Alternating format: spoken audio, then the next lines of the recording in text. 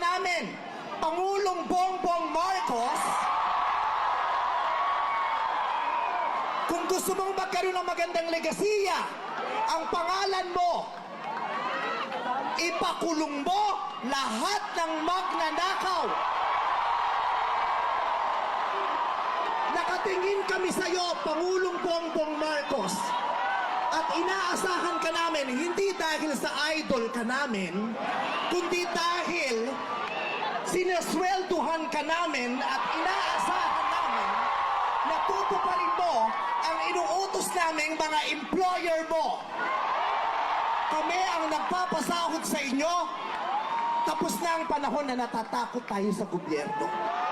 Takutin natin ang gobyerno dahil ang kapangyarihan nasa sa atin, wala sa kanila. Nakatingin kami sa inyo. Ipakulong lahat ipakulong.